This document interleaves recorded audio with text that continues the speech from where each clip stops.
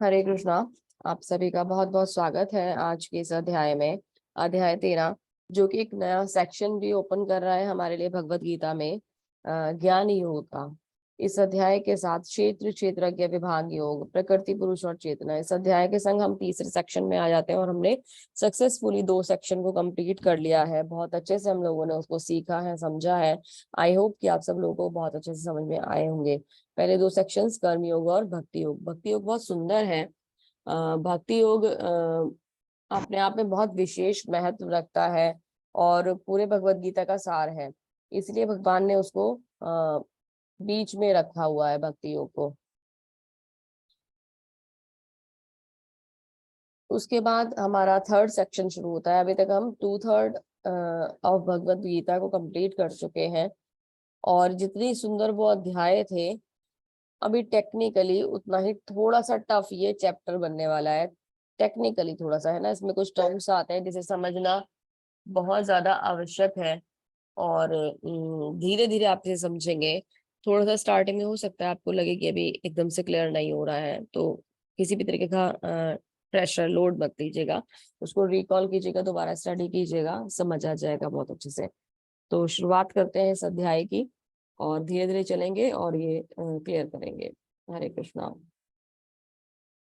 श्रील प्रभुपाद की जय। हरे कृष्णा। अ, शुरू एक तरीके से कुछ डिस्कशन के संग ये चैप्टर होता है। चलिए समझते हैं।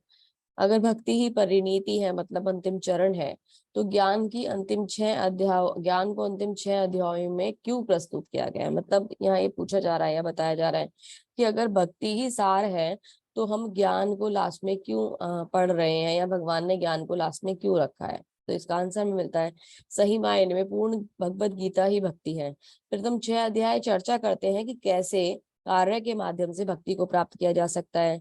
अंतिम ज्ञान के 6 अध्याय इसे प्राप्त करने का, ज्ञान के माध्यम से इसे प्राप्त करने का वर्णन है। मध्य के 6 अध्याय भक्ति की चर्चा करते हैं। इसके अलावा, हरे कृष्ण, एक सेकंड।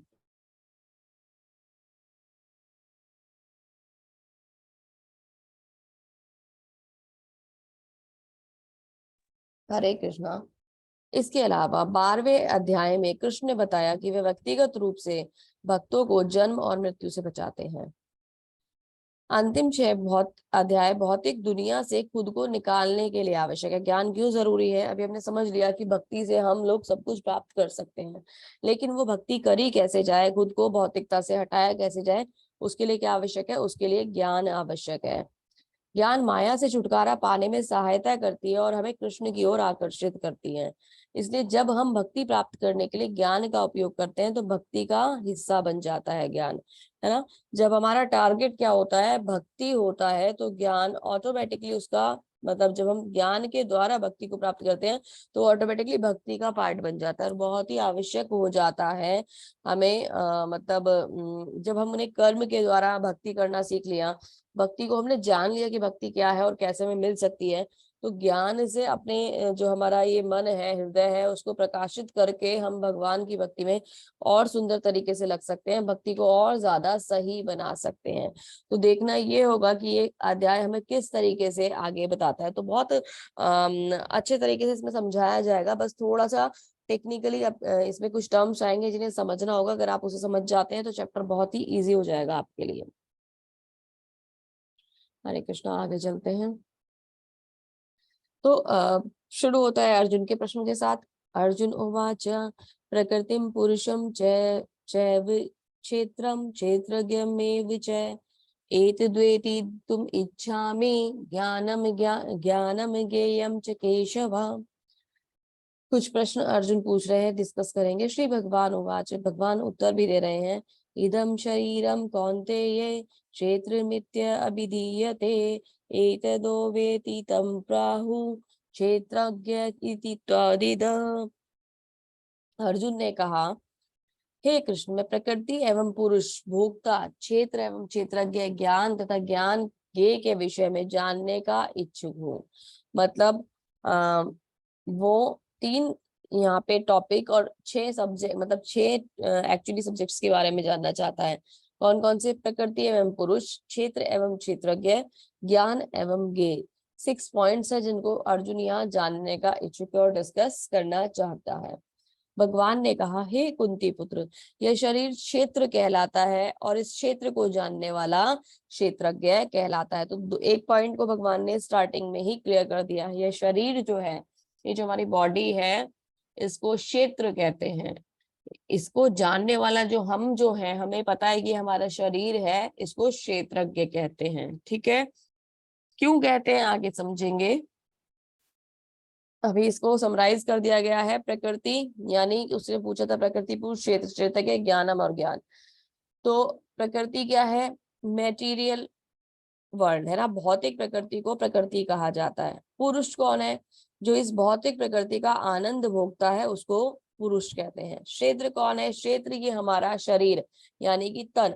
ये तन क्षेत्र क्यों हुई? क्योंकि सारी एक्टिविटीज जो होती हैं इसके द्वारा होती हैं, इसलिए इसे क्षेत्र कहा जाता है। क्षेत्रज्ञ कौन है? जो ये जानता है कि शरीर और आत्मा में डिफरेंस होता है, वो क्षेत्रज्ञ। यानी आत्मा, हमारी जो आत्मा है वो हमें शरीर को और सुपर सोल को डिफरेंट कर सकती है ना। तो ये क्या है? ये क्षेत्रज्ञ हो गया, जिसको ये ज्ञान हो जाता है कि शरीर और आत्मा का डिफरेंस है। ठीक है, ज्ञान और ज्ञानम क्या है? क्षेत्र और क्षेत्रज्ञ को समझ, क्षेत्र राज्य को समझना, शरीर और आत्मा के अंतर को समझना ही ज्ञान है। ठीक है, और ज्ञान का लक्ष्य क्या है, यानी कि ज्ञानम क्या है? ये क्या है? ये परमात्मा है। ज्ञानम का, ज्ञान का लक्ष्य यानी ये दे रखा है, ये का पॉइंट है यहाँ परमात्मा है। परमात्मा जो हम सबके हृदय में निवास करते हैं। तो 6 पॉइंट, प्रकृति यानी कि भौतिक प्रकृति, पुरुष जो उस प्रकृति का आनंद भोगता है, क्षेत्र जो तन है, क्षेत्रज्ञ जो आत्मा है, ज्ञान जो क्षेत्र को समझता है, और परमात्मा, ज्ञान का लक्ष्य कौन है? वो परमात्मा है। ठीक है, आगे भगवान इसे अब धीरे धीरे क्लियर करते हुए चलेंगे।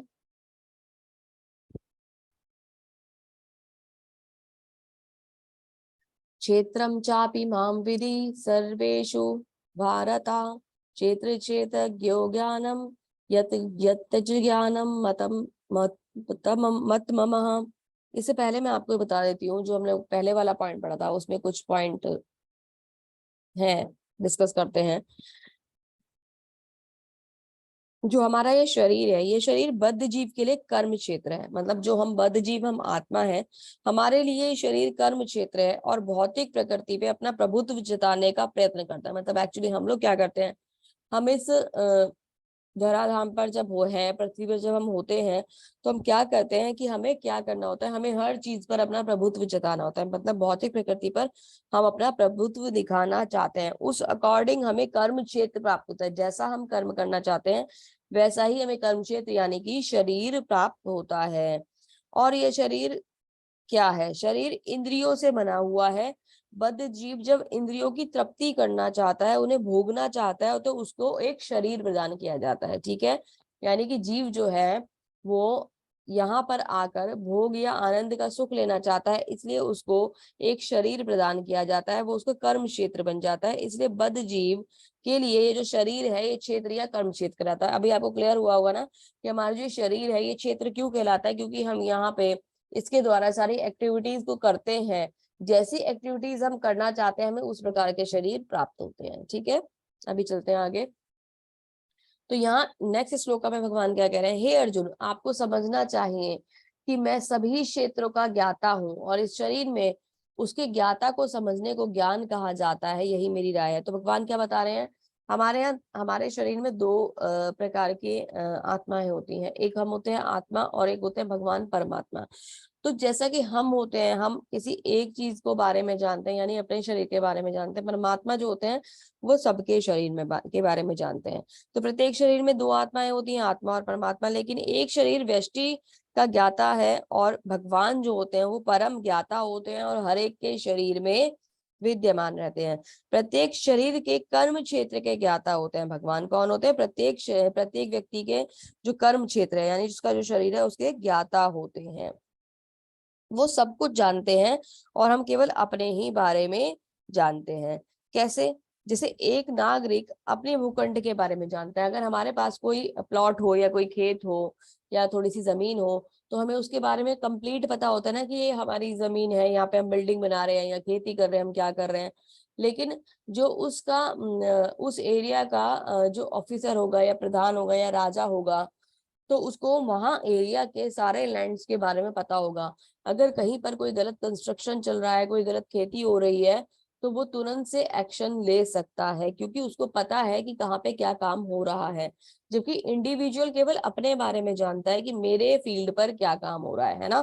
तो ये डिफरेंस है किसके बारे में, आत्मा और परमात्मा के बारे में। आत्मा केवल अपने फील्ड के बारे में जानती है और परमात्मा कंप्लीट फील्ड के बारे में, सभी क्षेत्रों के बारे में जानते हैं। ठीक है, जस्ट लाइक अ किंग, जैसा कि एक राजा सभी पूरे क्षेत्र के बारे में, अपनी जो उसकी जहां तक उसका राज्य है, सब जगह क्या घट रहा है सब कुछ जानता है। देखिए वही एग्जाम्पल आपको मिला है कि एक क्षेत्र के बारे में किसान केवल एक अपने खेत के बारे में जानता है और भगवान सभी खेतों के बारे में जानते हैं। वैदिक ग्रंथ में विभिन्न वैदिक ग्रंथों में भिन्न भिन्न विभिन्न ऋषियों ने कार्यकलापों के क्षेत्र तथा उन कार्यकलापों के ज्ञाता के ज्ञान का वर्णन किया है। इसे विशेष रूप से वेदांत सूत्र में कार्य कारण के समस्त तर्क के समेत प्रस्तुत किया गया। तो वेदांत सूत्र जो है उसमें क्षेत्र का जो ज्ञान है स्पेशली दिया गया है। वेदांत सूत्र की रचना किसने करी थी, व्यास देव जी ने वेदांत सूत्र की रचना करी थी, और इसमें विशेष रूप से शरीर के बारे में बताया गया है।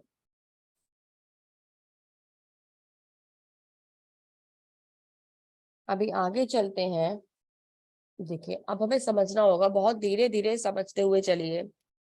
कुछ बहुत अच्छे पॉइंट्स हैं जो हमारे जो बॉडी है, जो शरीर है, तो हमने जान लिया, लेकिन इसके अलग अलग लेवल्स होते हैं। तो अभी अलग अलग लेवल्स कैसे काम करते हैं उनके बारे में हम जानेंगे। भगवान की शक्ति का प्राकट्य अन्नमय रूप में होता है, जिसका अर्थ है अस्तित्व के लिए भोजन, यानी अन्न पर निर्भरता। ये ब्रह्म की भौतिकवादी अनुभूति कहलाती है। हमारा जो शरीर है ये कैसे चलता है, ये अन्न के द्वारा चलता है। और हम जब भोजन ग्रहण करते हैं तो हमें एक प्रकार की एनर्जी आती है। वो एनर्जी, और जो हमें हमें हम एक्टिव हो जाते हैं, हमें लगता है कि हमारा शरीर अभी चल पाएगा। अगर हम 2 दिन भोजन ना करें तो बॉडी बहुत डाउन फील करना शुरू कर देती है। तो जो अन्न से जो एनर्जी आ रही है, जो भौतिकवादिता की अनुभूति की हमारे अंदर एक चेतना चल रही है, एक पावर आ गई है, वो अनुभूति जो है, क्योंकि वो अन्न के ऊपर डिपेंड है, इसलिए वो भौतिकवादी अनुभूति कहलाती है, ब्रह्म अनुभूति कहलाती है। ठीक है, अन्न में परम सत्य की अनुभूति करने के पश्चात फिर प्राण में, अन्न में हमारी बॉडी को की इस स्टेज को जहाँ पे हम भौतिक फूड के ऊपर डिपेंड है और उसको खाने से हमें तृप्ति मिलती है, वो स्टेज जो है वो स्टेज अन्नमय रूप कहलाती है। ठीक है, अन्नमय स्टेज कहलाती है। अन्न में परम सत्य की अनुभूति करने के पश्चात फिर प्राणमय रूप में मनुष्य संजीव लक्षणों का या जीवन के रूप में परम सत्य की अनुभूति करता है। वो जो एनर्जी से हम लोगों को एक पावर मिलती है वो प्राणमय रूप होता है ना। प्राणमय रूप में हम लोग अपने शरीर को और बेहतर तरीके से जान पाते हैं। कुछ वायु हमारे शरीर के अंदर होती है, जो जो वायु इस भोजन को पचाने का कार्य करती हैं। ठीक है, और वो जो काम है वो प्राणमय लेवल का काम कहलाता है और उस स्टेज को प्राणमय कहा जाता है। फिर ज्ञानमय रूप में ये अनुभूति सजीव लक्षणों से आगे बढ़कर चिंतन का अनुभव करने की आकांक्षा तक पहुंचाती है। तो हम लोगों ने खाना खाया, खाना डाइजेस्ट हो गया, इसके बाद अभी पेट भर गया, इस अनुभूति के बाद हम कुछ और जब चिंतन करते हैं, इस पेट भरने की स्टेज से थोड़ा सा आगे बढ़ते हैं, तो इस स्टेज को ज्ञानमय रूप कहा जाता है, जब हम और विषयों में चिंतन करना शुरू करते हैं। तब ब्रह्म की उच्चतर अनुभूति जिसे विज्ञान में रूप कहा जाता है, जिससे जीव के मन तथा जीवन के लक्षणों को जीव से भिन्न समझा जाता है। मतलब एक ऐसी स्टेज आरंभ होती है जिसमें हम ये समझ पाते हैं कि हमारा जो शरीर है ये हमारे जीवन के लक्षण, और जो जीव है वो भिन्न है, यानी ये शरीर और ये आत्मा भिन्न है। जब ये समझने का एक लक्षण जीवन में शुरू होता है तो उसे विज्ञानमय रूप कहा जाता है। वो जो स्टेज होती है वो विज्ञानमय कही जाती है। इसके पश्चात इसके पश्चात परम अवस्था आती है जो आनंदमय है। परम अवस्था आनंदमय होती है, अर्थात सर्व आनंदमय प्रकृति की अनुभूति है। इस प्रकार ब्रह्म अनुभूति की 5 अवस्थाएं हैं जिन्हें ब्रह्मपुंज कहा जाता है। तो जब हमारी स्टेज उस शरीर की जो जीवन के लक्षण है और हम ये मानते हैं कि हम आत्मा है, इसके ऊपर एक परमात्मा है और उनके संग हम आनंद प्राप्त कर सकते हैं। जब ये वाली एक अवस्था हमारे साथ आती है तो वो परम आनंद की अवस्था होती है। और इन सारे स्टेजेस को मिलाकर ब्रह्म पुंज कहा जाता है। 5 स्टेजेस होती है, इन्हें मिलाकर ब्रह्म पुंज कहा जाता है। आनंद में अवस्था होती है कि व्यक्ति अब भगवान के संग परम आनंद प्राप्त कर रहा है, वो भगवान की आनंद में लीलाओं में लीन हो चुका है। इनमें से 3 प्रथम अवस्थाएं जो है अन्नमय, प्राणमय तथा ज्ञानमय अवस्था, ये कार्यकलाप के क्षेत्र से संबंधित है, यानी कि शरीर से संबंधित अवस्थाएं हैं अन्नमय, प्राणमय और ज्ञानमय। परमेश्वर इन कार्यकलापों या क्षेत्र के से परे हैं और आनंदमय। भगवान जो है वो आनंदमय है, वो इन 3 अवस्थाओं में नहीं होते। और ज्ञान में, प्राण में, अन्न में, प्राण में और ज्ञान में, ये जो अवस्थाएं होती हैं ये सभी जीवों में पाई जाती है, लेकिन मनुष्य में ही इसके आगे की अवस्थाएं केवल पाई जाती हैं। बाकी अवस्थाएं, चिंतन की अवस्था और परम आनंद की अवस्था पशुओं में नहीं पाई जाती है ना, जो कि सभी बाकी 3 स्टेजेस सभी में पाई जाती है। तो इसे और दोबारा से समझते हैं।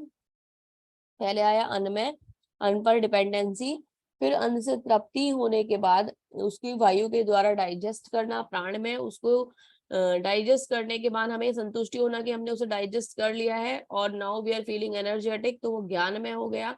उसके बाद जब हम भोजन से तृप्त होने के बाद आगे की अवस्था में चलते हैं और ये जानते हैं कि इसके अलावा भी कुछ और है और चिंतन का विषय थोड़ा सा गहन होता है, तो विज्ञान में अवस्था आती है। और जब उस चिंतन को करते करते आत्मा और परमात्मा के डिफरेंस को समझकर हम परम आनंद के संग आनंदमय हो जाते हैं, तो उस स्टेज को आनंदमय कहा जाता है। तो ये 5 अवस्थाएं होती हैं जो बहुत ही ज्यादा इंपॉर्टेंट होती हैं।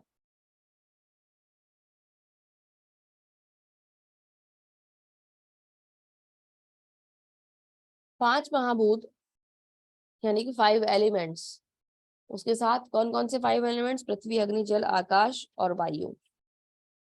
ठीक है। उसके बाद मन, बुद्धि और अहंकार। अहंकार और बुद्धि 2 यहाँ दिए हैं और तीसरा दिया अव्यक्त। अव्यक्त यानी तीनों गुणों की अप्रकट अवस्था, जब वो इनएक्टिव मोड में होते हैं तो उसे अव्यक्त कहा जाता है। ठीक है। तीनों गुणों की अप्रकट अवस्था। 10 इंद्रियां, 5 कर्म इंद्रिय और 5 ज्ञान इंद्रिय तथा मन। तो मन, बुद्धि, अहंकार एक साथ ही ले लेते हैं। 5 महाभूत, मन, बुद्धि, अहंकार, अव्यक्त अवस्था, प्राकृतिक गुणों की अव्यक्त अवस्था, 10 इंद्रियां और 5 इंद्रिय विषय, यानी कि जो उनके रस, रूप, गंध, स्वाद जो होता है वो। और इच्छा, द्वेष इसमें दिया है, इच्छा, द्वेष, सुख, दुख, संघात, जीवन के लक्षण। इन सब को मिला के 24 तत्व बनते हैं। इन 24 तत्वों से वो संक्षेप में कर्म का क्षेत्र तथा उसकी अंतःक्रिया का विकार कहा जाता है। इन 24 तत्वों से हमारा जो बॉडी है वो बनती है और इसमें विकार उत्पन्न होते हैं। जो इसमें डिसबैलेंस जब इसमें होता है तो इससे इसमें विकार आने शुरू हो जाते हैं। मेन पॉइंट क्या है? पंचभूत, 10 इंद्रियां, मन, बुद्धि, अहंकार और अव्यक्त, ये 24 तत्व हैं। और इंद्रिय विषय, ये 24 तत्व हैं जिनसे हमारे जो ये है बॉडी है वो डिजाइन होती है, वो बनती है। और इसमें हमारी ही वजह से कुछ विकार आ जाते हैं, क्योंकि जब ये बॉडी पदार्थ से बनी है तो इसके अंदर कुछ समस्याएं हैं जो इसके संग कनेक्ट रहती हैं। समस्याएं क्या है आगे समझेंगे।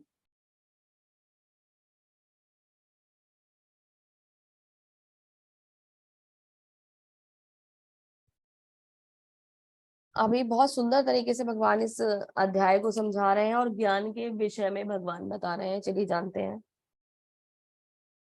अमानि नित्य मददम्भि तुम अहिंसा शांति राजवमम आर्चा आचार्य उपासनम शौचम स्थैर्यम आत्म विनिग्रह इंद्रियार्थेषु वैराग्य मन अहंकार एव च जन्म मृत्यु जरा व्याधि दुख दोषानुदर्शनम आसक्तिर्न भवि आसक्तिक आसक्तिन प्रण विवशंग पुत्रदार ग्रह दिशु नित्य च संचित त्वमिष्टा निष्ठा निष्ठोपतिषु मयि चान्य योगेन भक्तिर्व्यभिचारिणी विविक्त देश सेवित मर प्रतिर्जनर संसदि आध्यात्मिक आध्यात्म ज्ञान नित्यम तत्वज्ञानार्थ दर्शनम एतज्ज ज्ञानमिति प्रोक्ताम ज्ञानम यदो अन्यथा। इसमें बहुत सारे क्वालिटीज और गुण दिए गए हैं जिनको ज्ञान में कैटेगराइज करा जाता है। वो क्या क्या है? विनम्रता, दंभहीनता, विनम्रता यानी हम्बल होना, दंभहीनता एक तरीके से अहंकार की भावना से मुक्त होना, अहिंसा किसी के साथ हिंसा ना करना, सहिष्णुता सहन करने की शक्ति, सरलता सब जानते हैं, प्रामाणिक गुरु के पास जाना, पवित्रता, स्थिरता है ना, स्टेबिलिटी, आत्म संयम, ठीक है, इंद्रिय तृप्ति के विषय का परित्याग यानी भोग में ना लगना, अहंकार का अभाव, अहंकार का त्याग है ना, जन्म मृत्यु वृद्धावस्था रोगों के द्वेषों की अनुभूति, हमें जो हमारे जीवन की चार मुख्य समस्याएं हैं, जो हमारी असली समस्याएं हैं, जन्म मृत्यु जरा व्याधि, उनकी अनुभूति करना कि हाँ ये हमारे जीवन की असली समस्याएं हैं। वैराग्य यानी कि सब कुछ मन से त्यागने की एक इच्छा कि हाँ किसी के संग आसक्ति ना होना, वैराग्य मतलब आसक्ति ना होना। संतान, स्त्री, घर तथा अन्य वस्तुओं की ममता से मुक्ति, इसे ही वैराग्य कहा जाता है। अच्छी तथा बुरी घटनाओं के प्रति संभाव होना मतलब बैलेंस रखना खुद को, है ना, कुछ अच्छा हो जाए तो भी सही और नहीं हो जाए तो भी सही। मेरे प्रति निरंतर अनन्य भक्ति, भगवान की निरंतर अनन्य भक्ति करना, एकांत स्थान में रहने की इच्छा कि वो एकांत स्थान में रहना चाहता हूँ, एकांत स्थान अगर ना भी हो तो अपने उस घर में ही जिसमें वो रहते हैं उसमें ही कहीं एक ऐसी जगह तलाश कर जहाँ पे वो शांत बैठकर भगवान का चिंतन कर सके, एकांत स्थान उसे बना दिया जाता है। जन समूह से विलगाव, जहाँ पे गपशप होती है, फालतू के डिस्कशंस होते हैं, उस जगह से विलगाव यानी कि वहां पर खड़े होकर उस गॉसिप का पार्ट ना बनना और उससे खुद को धीरे धीरे हटाते जाना। आत्म साक्षात्कार की महत्ता को स्वीकार करना यानी कि सेल्फ रियलाइजेशन जो है वो बहुत ही आवश्यक है हमारे लिए। हम अगर इस जन्म मृत्यु जरा व्याधि के चक्र से छूटना चाहते हैं तो सेल्फ रियलाइजेशन एक विशेष महत्व रखता है। उस महत्व को स्वीकार करना, क्योंकि ये जो जीवन है, ये जो मनुष्य जन्म है, ये जो आज मिला है, कोई गारंटी नहीं है कि हमें कल मिलेगा। तो इस जन्म में, इसी जीवन में अगर हमने आत्म साक्षात्कार कर लिया तो हम इस जीवन को सफल बना पाएंगे, अन्यथा 84 लाख का, फिर मुझे सोचकर भी बहुत टेंशन होती है कि हम कैसे दोबारा उसमें जाएंगे, क्या होगा हमारा, कुछ नहीं पता। तो बहुत जरूरी है कि हम इसी जन्म में भगवान की भक्ति को स्वीकार कर लें, है ना। तो आत्म साक्षात्कार की महत्ता को स्वीकार करना तथा परम सत्य की दार्शनिक खोज करना, इन सबको मैं ज्ञान घोषित करता हूँ। भगवान क्या कह रहे हैं? ये सब कुछ जो भी कुछ है वो ज्ञान है, इसके अतिरिक्त जो भी कुछ है वह अज्ञान है। केवल ये पॉइंट्स ही भगवान के अकॉर्डिंग ज्ञान है, रेस्ट ऑफ इट जो भी कुछ है वो सब अज्ञान है। अगर इनके अलावा व्यक्ति किसी भी चीज में अपने आप को इन्वॉल्व करता है तो वो अज्ञान की ही बात कही जाती है। इनमें से कुछ पॉइंट बहुत इंपॉर्टेंट हैं, उन इंपॉर्टेंट पॉइंट्स को मैं आपको बताती हूँ, एक बार रिकॉल कर लीजिए। इनमें से एक इंपॉर्टेंट पॉइंट है फर्स्ट श्लोका में से, आचार्य उपासना, प्रमाणिक गुरु के पास जाना, ठीक है। सेकंड श्लोका में से जो इंपॉर्टेंट पॉइंट है, जन्म मृत्यु जरा व्याधि दुख दोषानुदर्शनम, यानी कि जन्म मृत्यु जरा व्याधि यानी कि जन्म मृत्यु वृद्धावस्था और रोग की जो अनुभूति है, दोषों की जो अनुभूति है उसको अनुभव करना, ये बहुत इंपॉर्टेंट एक पॉइंट है। तीसरा है अनासक्ति, मेरे प्रति निरंतर अनन्य भक्ति, अनासक्ति तो है ही, मेरे प्रति निरंतर अनन्य भक्ति करना यानी भगवान की अनन्य भक्ति करना, है ना। ये थर्ड पॉइंट है। फोर्थ पॉइंट है आत्म साक्षात्कार की महत्वता, खुद को आत्म महत्ता को स्वीकार करना। ये जो चार पॉइंट है ये बहुत ज्यादा इंपॉर्टेंट है। प्रमाणिक गुरु के पास जाना, जन्म मृत्यु जरा व्याधि की सच्चाई को जानना, भगवान की अनन्य भक्ति करना और आत्म साक्षात्कार को स्वीकार करना। इन चारों श्लोका में 5 श्लोकास हैं वैसे तो, लेकिन इनमें से मैंने 4 पॉइंट निकाले हैं ये जो बहुत इंपॉर्टेंट पॉइंट है और इनकी इंपॉर्टेंस ज्ञान के एक लेवल को बहुत ज्यादा बढ़ा देती है। तो ये सब कुछ ज्ञान है, मतलब जैसे कि एक्चुअली दम्भ क्या है, अहिंसा होना, सरल होना, विनम्र होना, ये सब तो आप जानते हैं, लेकिन इनमें कुछ विशेष बातें हैं जो ये 4 पॉइंट्स में मैंने आपको बताई हैं। तो ये सबको भगवान ज्ञान घोषित कर रहे हैं, यही सब कुछ ज्ञान है, इसके अलावा सब अज्ञान है। आगे चलते हैं।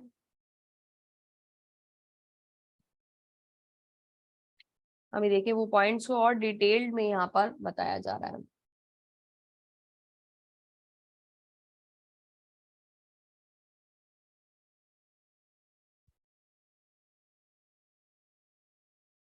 नम्रता, सम्मान होने की संतुष्टि के लिए उत्सुक ना होना, सम्मानित होने की, है ना।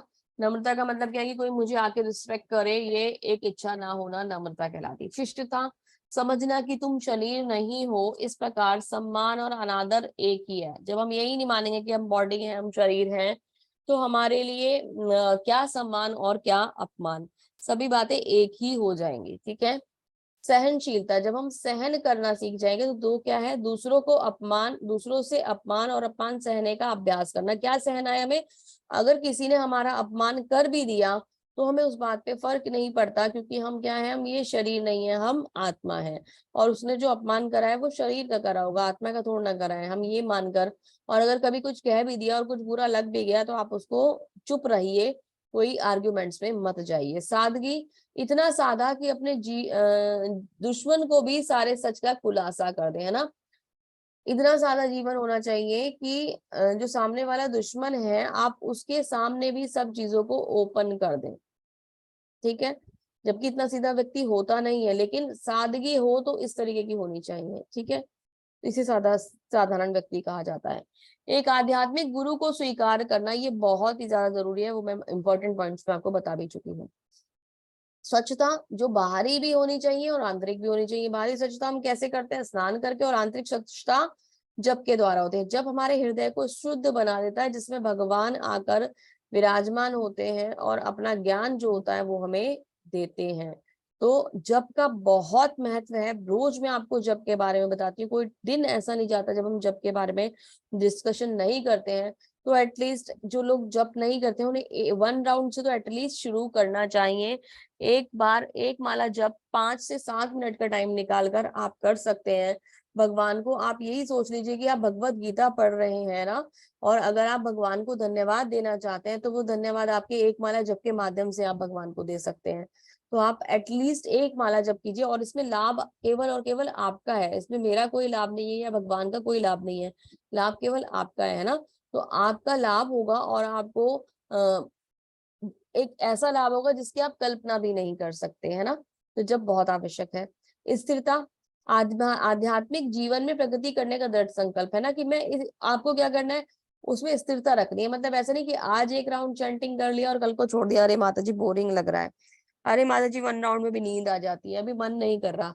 ऐसा नहीं करना है, उसको कंटिन्यू रखना है और धीरे धीरे धीरे भगवान के संग कनेक्ट होते जाना है। आत्म संयम, आध्यात्मिक उन्नति के लिए प्रतिकूल कुछ भी स्वीकार करें, इंद्रियों को नियंत्रित करें, है ना। जो आत्म संयम का मतलब क्या है, जो मेरी भक्ति में जो मुझे डिस्टरबेंस करने वाला है उसको छोड़ दूं, और जो भी मुझे भक्ति में आगे बढ़ाने वाला है उसको स्वीकार करूं, और सेंसेस को कंट्रोल करूं, इंद्रियों को कंट्रोल करूं।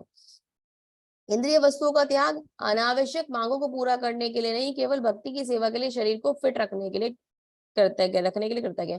मतलब क्या, हम लोग जाते हैं जिम, है ना, और अपनी बॉडी को, कोई लोग तो बहुत स्लिम बनाना चाहते हैं जिनका ओवरवेट होता है, और कोई इतना जबरदस्त बॉडी शेप करना चाहते हैं जैसे उन्हें बॉडी शो में ही जाना है।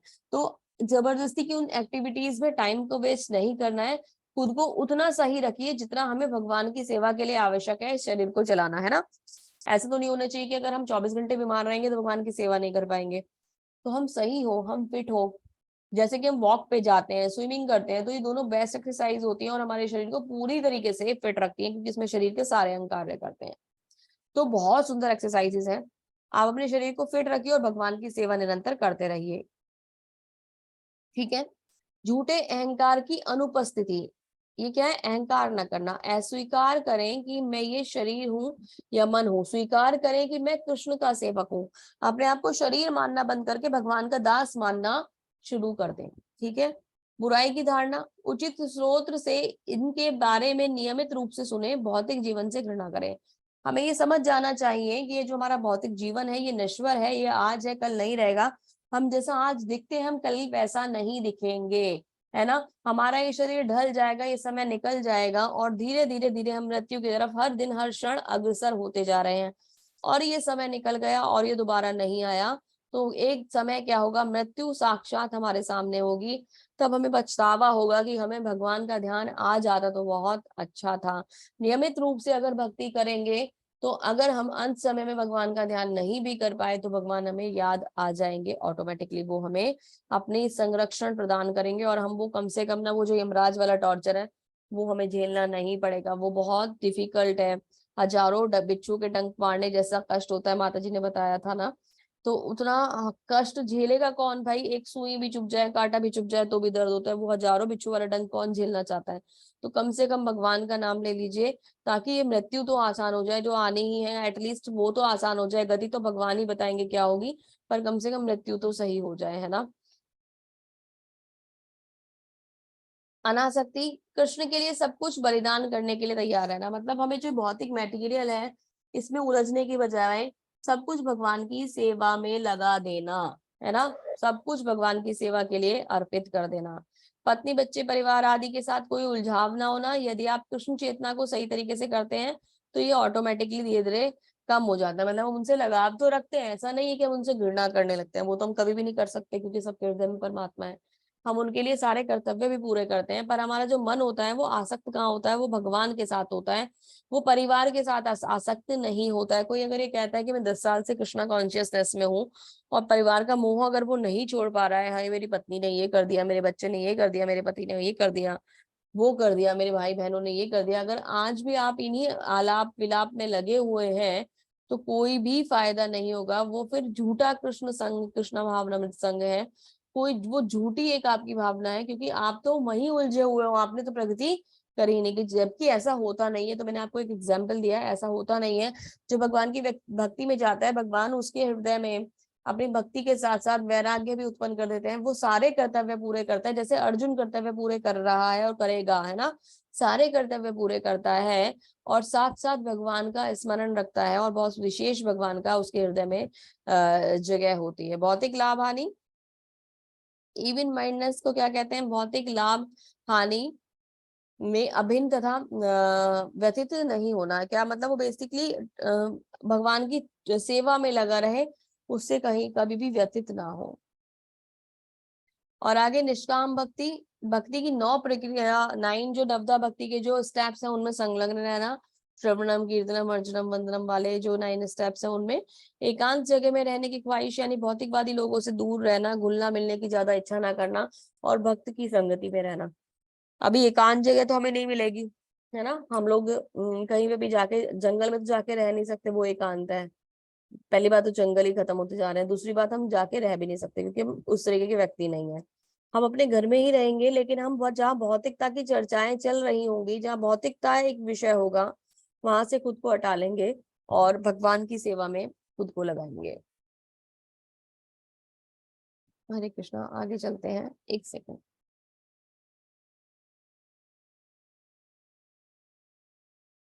तो भगवान आगे क्या कहते हैं, अब मैं तुम्हें ज्ञान के विषय में बतलाऊंगा, जिसे जानकर तुम नित्य ब्रह्म का आस्वादन कर सकोगे। ये ब्रह्म आत्मा, ब्रह्म या आत्मा जो अनादि और मेरे अधीन है, इस भौतिक जगत के कार्य कारण से परे स्थित है ना।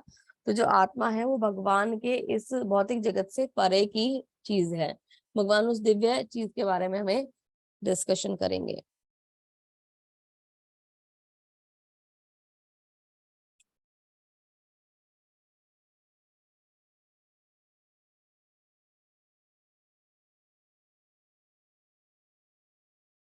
एक सेकंड के लिए टाइम दीजिएगा।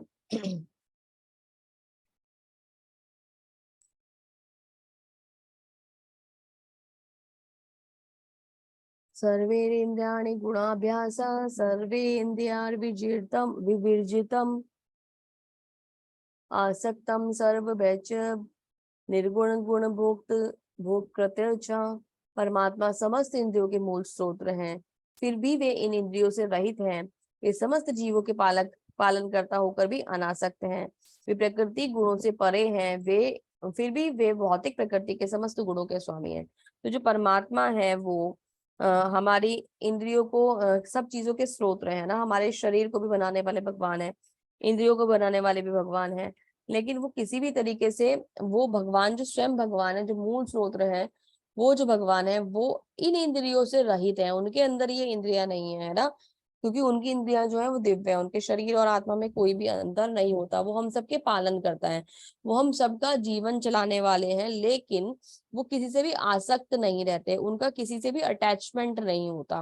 वे प्रकृति के तीनों गुणों का पालन करते हैं, उनके स्वामी होते हैं, लेकिन उसके बावजूद भी वो उस गुण में बंधे हुए नहीं होते, वो उससे निकल जाते हैं, उनके अंदर वो कुछ भी मतलब किसी भी तरीके का बंधन उनको नहीं बांध सकता। जैसे हम कर्म करते हैं तो हम गुणों के अंदर बन जाते हैं, भगवान उन सब गुणों से बाहर होते हैं, क्योंकि वो तो माया के कंट्रोलर हैं, माया देवी को चलाने वाले हैं। तो भगवान किसी भी तरीके के जो बंधन है उन सब बंधनों से मुक्त होते हैं। ठीक है,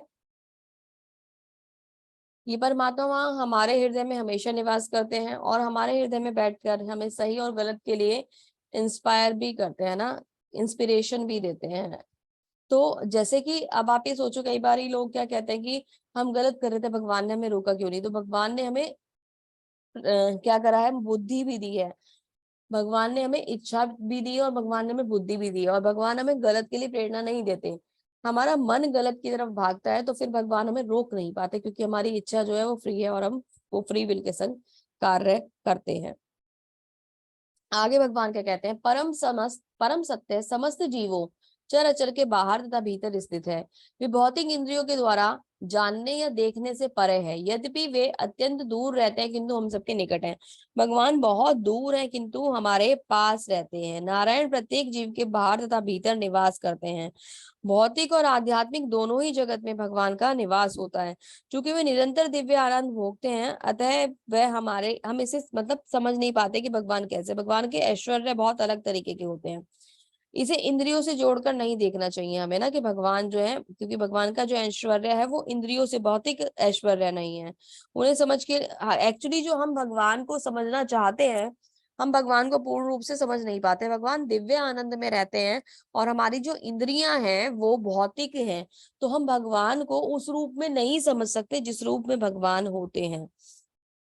लेकिन ये पॉसिबल हो सकता है भक्ति में, अगर हम कृष्ण भावनामृत का अभ्यास करते रहेंगे तो हमारी इंद्रियां और मन जो होगा वो शुद्ध हो जाएगा, और वो जो परमात्मा हमारे हृदय में भी हैं, हमारे से बाहर भी हैं, इस जगत में भी हैं और जगत के बाहर भी हैं, उन परमात्मा जिनका दिव्य ऐश्वर्य है, उनको हम बहुत सही तरीके से समझ पाएंगे अगर हम भगवान की सेवा में निरंतर लगे रहेंगे और कृष्ण भावनामृत का अभ्यास करते रहेंगे, यानी हरे कृष्ण महामंत्र का जप करके इस जीवन को जो है पवित्र बनाते रहेंगे, तो हम भगवान को समझ पाएंगे। देखिए, पूरे और अच्छे इस तरीके से इस पिक्चर में दिखाया है कि भगवान हर जीव के अंदर परमात्मा के स्वरूप में स्थित है और उस जीव के बाहर वो एक भगवान के रूप में अलग तरीके से भी स्थित रहते हैं। ऐसे ही भगवान इस ब्रह्मांड में, अगर हम यहाँ की बात करें भौतिक जगत में, क्योंकि वो हमारे हृदय में परमात्मा है और यहाँ पे अपनी शक्तियां हैं ना, भगवान की जड़ शक्ति यहाँ कार्य करती है ना, भगवान की चेतन शक्ति भी यहाँ कार्य करती है। जो हमारे शरीर है ये दो कॉम्बिनेशन से बना है, मैंने आपको बताया था, परा और अपरा। तो भगवान की उपस्थिति का तो ये सबसे बड़ा प्रमाण है कि भगवान यहाँ उपस्थित है और स्वयं भगवान परमात्मा के रूप में हमारे हृदय में उपस्थित है।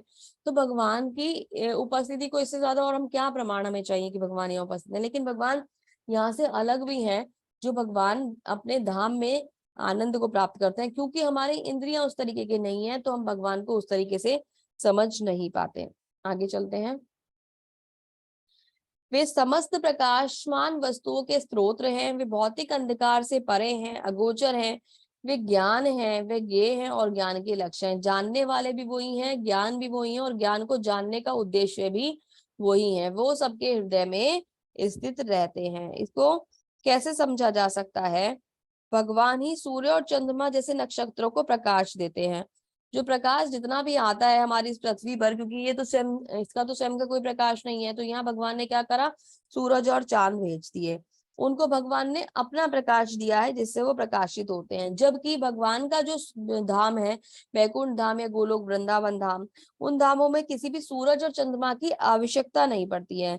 वहां जो भगवान के शरीर का तेज है, भगवान का जो प्रकाश है वो इतना ज्यादा तेजोमय है भगवान, कि वहां किसी भी तरीके के जो प्रकाश है उसकी आवश्यकता नहीं पड़ती। जिस तरीके से भगवान ने हमारे यहाँ अरेंजमेंट करे हैं, वो अरेंजमेंट्स की आवश्यकता भगवान के धाम में नहीं है। भगवान इतने प्रकाशमान है ना, भगवान इतने ज्यादा प्रकाशमान है। तो जो भगवान का ये प्रकाश है, भगवान के शरीर से निकलने वाला ये प्रकाश है, यही प्रकाश भगवान का ब्रह्म ज्योति कहलाता है ना। हम जिस ब्रह्म ज्योति या फ्रॉम फर्स्ट स्टेज की बात करते हैं भगवान की प्राप्ति के 3 चरणों में, तो वो जो ब्रह्म ज्योति है भगवान के शरीर से निकलने वाला वही तेज है। लेकिन वो ब्रह्म ज्योति जब भगवान के शरीर से निकलती है तो हमें यहाँ इस जगत में क्यों नहीं दिखाई देती? क्योंकि यहाँ एक महत्व तत्व यानी भौतिक पदार्थ जो होते हैं उनकी एक लेयर को महत्व तत्व कहा जाता है। उस महत्व तत्व का आवरण है ना। एक तो हमारी इंद्रियां कमजोर हैं, हम लोग भौतिक इंद्रियों के स्वामी हैं, है ना, वो शुद्ध नहीं है, वो भगवान को नहीं जान सकते। दूसरे हम इस महत्व तत्व की लेयर से ढके हुए हैं, पदार्थ की लेयर से ढके हुए हैं, ताकि हम भगवान के प्रकाश को देख ही नहीं सकते, क्योंकि भगवान तो बहुत ही ज्यादा प्रकाश में है। अगर हमारी इंद्रियां सक्षम हो, जैसे अर्जुन की इंद्रियां सक्षम थी, और ये महत्व तत्व की लेयर ना हो, तो भगवान को हम साफ साफ यहीं देख पाएंगे। आगे चलते हैं।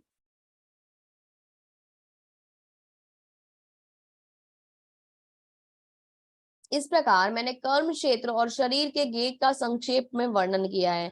इसे केवल मेरे भक्त ही पूर्ण तरीके से समझ सकते हैं और इस तरह से मेरे स्वभाव को प्राप्त कर सकते हैं। तो भगवान ने हमें बताया कि कर्म क्षेत्र क्या है, यानी शरीर क्या है, ज्ञान क्या है और ज्ञेय क्या है। ये टॉपिक भगवान ने 3 टॉपिक क्लियर कर दिए अच्छी तरीके से।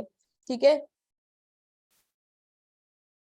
अभी भगवान क्या कह रहे हैं, कौन समझ पाएगा? जो भगवान का भक्त होगा उस वही इस बात को समझ पाएगा, अन्यथा जो अभक्त होंगे उनके लिए तो भगवत गीता बनी ही नहीं है। क्योंकि भगवान कैसे हैं, भगवान हमारे शरीर में, मैंने पहले भी बताया था, भगवान रहते हैं, हमारा जो ये शरीर है ये एक वृक्ष है और इसमें 2 पक्षी बैठे हुए हैं, आत्मा और परमात्मा के रूप में। और जो आत्मा है वो क्या कर रहा है, वो फलों का स्वाद ले रहा है। सुख और दुख नामक फल उसके जीवन में आते हैं और वो उनको चखता है ना। कभी कुछ होता है, कभी दुख होता है। और भगवान जो है परमात्मा के रूप में बैठे हुए हैं और वो उसको देखते हैं कि वो किस तरीके से इन भौतिक आनंद में सुखी और दुखी हो रहा है। वो जैसे ही उस आत्मा की इच्छा होती है कि वो भगवान को जाने, तो भगवान को प्रसन्नता मिलती है और वो उसके हृदय को साफ करके उसमें ज्ञान की अनुभूति डालना शुरू कर देते हैं। प्रकृति तथा जीव प्रकृति तथा जीवों को अनादि समझना चाहिए। उनके विकार तथा गुण प्रकृति जन्य है। मतलब यहाँ क्या कहा जा रहा है, जो ये प्रकृति है और ये जो जीव है ये अनादि है। अब आप कहोगे माता जी अनादि कैसे है, सारे जीव तो मर जाते हैं। तो जीव यहाँ इस शरीर को नहीं कहा जा रहा। जीव कौन होता है? आत्मा। जीव कभी भी शरीर नहीं होता, जीव होता है आत्मा। और आत्मा कभी भी नहीं मरती है। ऐसे ही भौतिक प्रकृति भी कहीं नहीं जाती, प्रकृति भी यहीं रहती है। इसका जो स्ट्रक्चर है, इसका जो डिजाइन है वो नष्ट हो जाता है, पर प्रकृति यहीं रहती है, मटेरियल यहीं रहता है, मटेरियल यहाँ से कहीं नहीं जाता। उसके विकार तथा गुण प्रकृति जन्य है। प्रकृति की वजह से, भौतिक प्रकृति की वजह से जीव के अंदर विकार आ जाते हैं। हम जो होते हैं ना बहुत शुद्ध होते हैं, है ना, बहुत ही परम शुद्ध होता है जीव, ठीक है, क्योंकि वो भगवान का अंश है। लेकिन जैसे ही वो भौतिक प्रकृति के संपर्क में आता है उसके जीवन में विकार आना शुरू हो जाता है, क्योंकि वो अपने लाभ के लिए कार्य करना शुरू कर देता है और भगवान से उसकी दूरी बननी शुरू हो जाती है। कार्यकरण कर्तव्य कर्तव्य हेतु प्रकृति रुच्यते। पुरुष सुख दुखानाम भोक्तृव्रते भोक्तृत्वे हेतु रुच्यते। प्रकृति समस्त भौतिक कारणों तथा कार्यों के हेतु कही जाती है। जीव यानी पुरुष इस संसार में विविध सुख दुख के भोग का कारण कहा जाता है। तो जो ये प्रकृति है ये भौतिक कारणों तथा कार्यों का हेतु, मतलब इसमें इस प्रकृति में रहते हुए जीव कार्य करता है। ये प्रकृति के जो गुण होते हैं वो उसको बांधते हैं और वो उस अकॉर्डिंग एक्शन करना शुरू कर देता है। जैसे कि उस एक्शन का रिजल्ट क्या होता है, जो हम एक्शन करते हैं उस अकॉर्डिंग हमें हमारे नेक्स्ट जो जन्म होते हैं वो मिलने शुरू हो जाते हैं। जिस प्रकार का भोग व्यक्ति इस संसार में करता है उस प्रकार का जन्म व्यक्ति अगले जन्म में लेता है। जैसे कि अगर कोई नॉन वेजिटेरियन है और उसको मांसाहार में बहुत ही ज्यादा आनंद आता है, वो किसी जीव को मारकर खाना पसंद करता है, तो भगवान अगले जन्म में उसको वैसा ही जीव बना देते हैं जो 24 घंटे भोग में लगा रहता है, उसे कूड़ा करकट कुछ भी मिल जाए वो खा लेता है, क्योंकि ये तो हमारे खाने योग्य चीजें हैं ही नहीं ना। हमारे लिए सात्विक भोजन बना है जिसे हमें खाना चाहिए, हम लोगों के लिए मांसाहार नहीं बना है जिसे हमें करना चाहिए। हम लोग गलत करते हैं, किसी एक जीव को मारकर उसकी हत्या को करके उसको खाते हैं, ये बहुत ही गलत है, बहुत ही ज्यादा गलत है, हमें ऐसा नहीं करना चाहिए। तो अगले जन्म में क्या होता है कि क्योंकि खाने यानी भोग का जो एक इंद्रिय जो लेवल है बहुत ज्यादा ऊपर है, तो भगवान क्या करते हैं, भगवान उसी प्रकार का शरीर दे देते हैं, जैसे कि सूकर का शरीर, पिग का शरीर, सुअर का शरीर दे देते हैं। उसमें क्या होता है, उसमें जो वो पिग जो होता है उसको 24 घंटे आप वो चरता रहता है, कुछ ना कुछ कुछ ना कुछ कुछ ना कुछ खाता रहता है, और आप उसे कुछ भी खिला दो, कुछ भी, है ना, वो भोजन भी खा लेगा और वो कूड़ा कचरा सब कुछ खा लेगा, तो वो वाली योनियां मिल जाती हैं। तो इसलिए भोग को बहुत सोच समझ कर करना चाहिए, ये बहुत ही गलत डायरेक्शन में हमें ले जाता है। पुरुष प्रकृति स्थितो ही भुक्ते प्रकृति जन गुणान कारणम गुण संगो अस्य सदो निज वसु। इस प्रकार जीव प्रकृति के तीनों गुणों का भोग करता हुआ प्रकृति में ही जीवन बिताता है, यह उस प्रकृति के साथ उसकी संगति के कारण है। इस तरह उसे उत्तम तथा अधम योनियां मिलती है। एक्चुअली क्या होता है कि जब हम वो भोग करते हैं तो अकॉर्डिंगली हमें योनियां मिलनी शुरू हो जाती हैं, और हम हमेशा इस प्रकृति में भोगों में रहते हैं। जैसे जैसे हम भोग करते हैं वैसे वैसे हमें योनियां मिलती जाती हैं। अगर हमारी जो ये जितनी भी जीव योनि होती है ना, एक्चुअली पाप योनि कहा जाता है, और यदि हमने कुछ पुण्य अर्जित करे हुए होते हैं तो हमें मनुष्य का शरीर मिलता है, जिसमें हमें दोबारा चांस मिलता है भगवान के धाम वापस जाने का, क्योंकि मनुष्य को ही बुद्धि और ज्ञान होता है और वही भगवान की सेवा कर सकता है। जीव में वो बुद्धि और यानी पशु पक्षियों में वो बुद्धि और ज्ञान नहीं होता कि वो भगवान की सेवा में लग सके, वो तो केवल भोग योनि है, वो उन्हें काटते हैं और उससे उच्चतर योनि में आते हैं, फिर उससे उच्चतर योनि में आते हैं, फिर उससे उच्चतर योनि में आते हैं, ऐसे करके उनका चक्र खत्म होता है। तो गलती से एक बार कभी भी गलती से कोई भी पशु पक्षी बन गए तो वो पूरा चक्र फॉलो करना पड़ता है। अगर अगर हमने थोड़ा बहुत कुछ पुण्य करा और मनुष्य बन गए तो फिर भी एक बार को चांस है कि हम भगवान की भक्ति करके खुद को अपनी गति को सुधार लेंगे, अन्यथा हमारा जो ये शरीर है 84 लाख में फिर से फंसता चला जाएगा। भगवान आगे क्या कहते हैं, उपदृष्टानुमंता च भर्ता भोक्तम महेश्वरम जन परमात्मेति चाप्युक्तो देहे अस्मिन पुरुष पर। तो भी इस शरीर में एक दिव्य भोक्ता है जो ईश्वर है, परम स्वामी है, और साक्षी तथा अनुभूति को देने वाले के रूप में विद्यमान है, जो परमात्मा कहलाता है। मतलब इस सब के बावजूद भी इन सभी जीवों में एक भगवान बैठे होते हैं जो इन सब के साक्षी होते हैं और अनुमति देने वाले होते हैं, और वो हर जगह विद्यमान होते हैं। मैंने आपको पहले ही बताया कि आप लोग सोचोगे कि जब वो साक्षी हैं बैठे हैं तो रोकते क्यों नहीं है, तो रोकने के लिए तो उन्होंने हमें बुद्धि दे दी ना। अगर हम उस बुद्धि का इस्तेमाल नहीं कर रहे तो गलती हमारी है ना। भगवान ने हमें बुद्धि दी, भगवान ने हमें सही गलत का निर्णय करने की शक्ति दी, भगवान ने हमें ज्ञान भी दे दिया, सब कुछ तो दे दिया, और भगवान हमें प्रेरणा भी देते हैं, सही की भी प्रेरणा देते हैं भगवान हमें। लेकिन अगर हम उस तरफ चलना ही ना चाहे तो इसमें भगवान की गलती नहीं है। फिर तो भगवान भगवान हमारे साथ क्यों आए हैं, भगवान तो हमारे साथ आए इसलिए भगवान भागवतम में बताते हैं कि वो जीव के संग आए ही इसलिए हैं ताकि वो जीव को गाइड कर सकें, क्योंकि we don't know how to deal with the material world. तो वो इसलिए आए हैं कि वो हमें गाइड कर सके कि इस भौतिक जगत में आपको कैसे सही तरीके से रहना है, क्योंकि इच्छा हमारी हुई थी, तो वो बताना चाहते हैं कि कैसे आप इस जगत में सही तरीके से रहोगे और कैसे इससे निकल के जाओगे, वही बताने के लिए आए थे। लेकिन हमने क्या करा, हमने तो उल्टा ही यूज करना शुरू कर दिया। जैसे कि एक दवाई जो भगवान ने मतलब कोई डॉक्टर दे रहा है, शहद में मिलाकर दवाई दी हमें कि चलो दवाई है, कड़वी है, कोई बात नहीं, तुम शहद के साथ इसे खा लो। हम इतने चालू निकले कि हमने शहद शहद खा लिया और दवाई को छोड़ दिया, यानी जो कड़वा पार्ट था उसको छोड़ दिया। और दवाई, जब हम दवाई नहीं खाएंगे तो ठीक कैसे होंगे, तो हम वो कर रहे हैं कि हम शहद शहद खा रहे हैं, यानी भोग भोग कर रहे हैं, और हम दवाई को छोड़ दे रहे हैं जो हमें खानी है। अगर थोड़ा सा टफ भी होता है तपस्या, भगवान को जानना, चीजों को समझना थोड़ा सा टफ भी होता है, तो भी हम उसको नहीं ले रहे और हम क्या कर रहे हैं, हम इस भोग में ही उलझे हुए हैं। फिर हम भगवान को गलती निकाल देते हैं कि भगवान ने हमारे साथ गलत करा, जबकि कर्म ही वो कारण है जो हमें मुक्ति भी दिलाता है और जो हमें बंधन भी देता है। कर्म अपने आप में एक ऐसी चीज है जो दोनों से बांध देता है। मुक्ति का कारण भी कर्म है और बंधन का कारण भी कर्म है। तो ये तो जीव की बुद्धि है कि वो किस तरफ जाना चाहता है, तो जाना चाहता है। तो भगवान को दोष देना बहुत ज्यादा गलत है, बिल्कुल भी भगवान को दोष नहीं देना चाहिए। हम ही अभागे हैं कि हम भोग में लगे हैं। जो व्यक्ति प्रकृति, जीव तथा प्रकृति के गुणों के अंत्य क्रिया से संबंधित इस विचारधारा को समझ लेता है, उसे मुक्ति की प्राप्ति सुनिश्चित है। उसकी वर्तमान स्थिति जैसी भी हो, यहाँ पर पुनर्जन्म नहीं होगा। जो इनके डिफरेंसेस को जान जाता है, भगवान के विशेषता का महत्व को जान जाता है, वो व्यक्ति कभी भी पुनर्जन्म नहीं लेगा।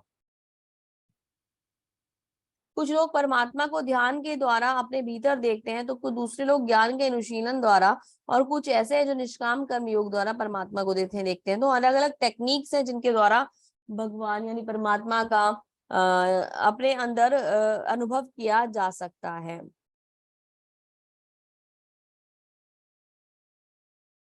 ऐसे भी लोग हैं जो यद्यपि आध्यात्मिक ज्ञान से अवगत नहीं होते, पर अन्यों से परम पुरुषों के विषय में उनकी पूजा करने लगते हैं, विषयों में सुनकर उनकी पूजा करने लगते हैं।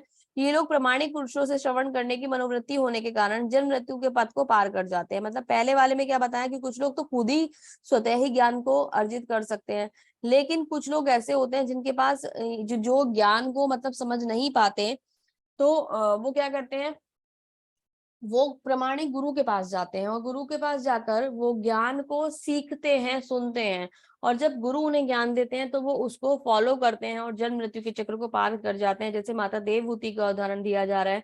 उनके पुत्र थे कपिल भगवान, जिनसे पुत्र के रूप में जन्म लिया था, लेकिन जब वो उनको पहचान गई, उन्हें गुरु स्वीकार कर लिया और मुक्ति का मार्ग ढूंढ लिया अपने लिए।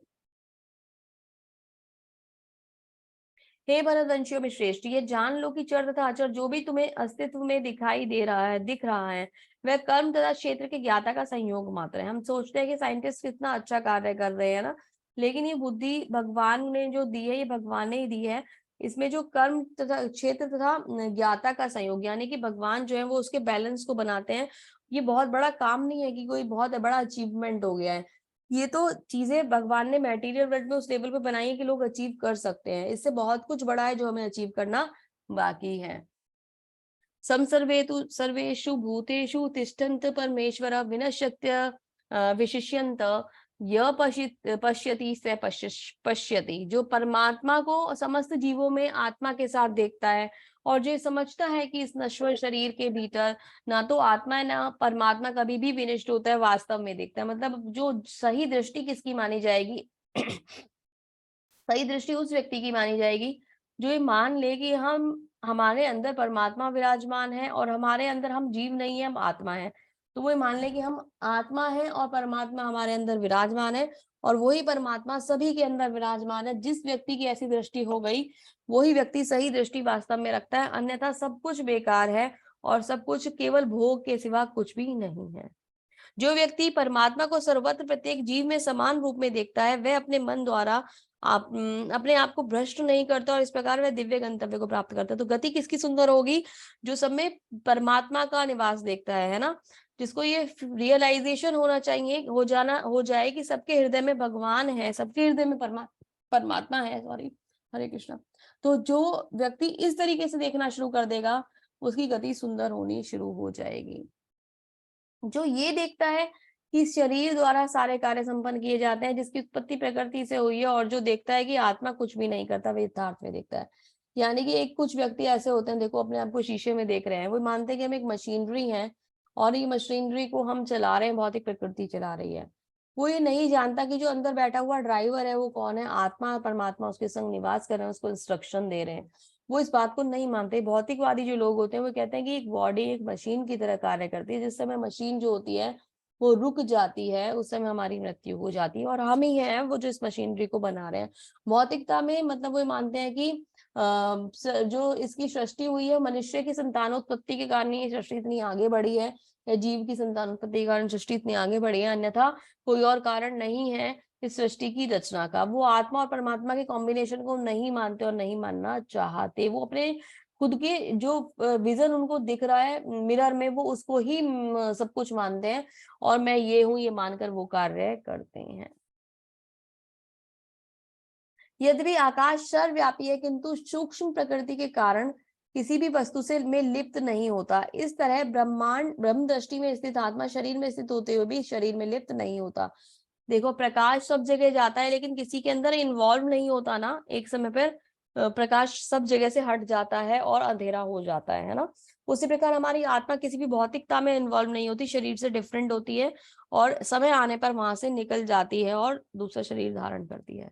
हे भरतपुत्र, जिस प्रकार अकेला सूर्य सारे ब्रह्मांड को प्रकाशित करता है, उसी प्रकार शरीर के भीतर स्थित आत्मा सारे शरीर को चेतना देती है। आत्मा का साइज पता है क्या है? मैंने आपको बताया था, एक बाल की नोक के 10,000वें हिस्से के बराबर है। हेयर टिप का 10,000वां हिस्सा है ना, 1/10,000 part of a hair tip है ना।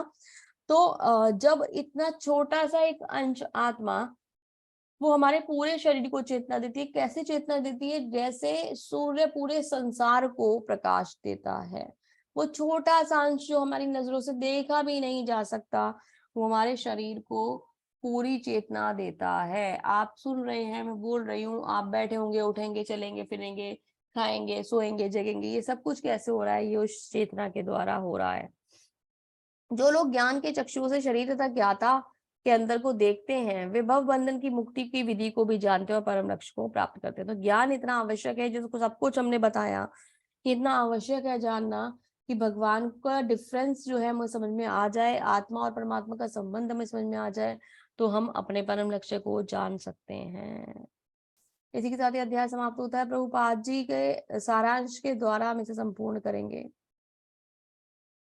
इस 13वें अध्याय का तात्पर्य यह है कि मनुष्य को शरीर तथा शरीर के स्वामी यानी परमात्मा के अंतर को समझना चाहिए। उसे श्लोक 8 से 12 तक में वर्णित मुक्ति की विधि को जानना चाहिए, तभी वह परम गति को प्राप्त हो सकता है। श्रद्धालु को चाहिए कि वह सर्वप्रथम ईश्वर का श्रवण करने के लिए सत्संगति करे और धीरे धीरे प्रबुद्ध बने। यदि गुरु स्वीकार कर लिया जाए तो पदार्थ आत्मा के अंतर को समझा जा सकता है। गुरु की बहुत महत्वता है। आचार्य उपासनम भी लिखा था ना वहां पे। प्रामाणिक गुरु के पास जाना बहुत ज्यादा आवश्यक है। वही अग्रिम आत्म साक्षात्कार के लिए शुभारंभ बन जाता है।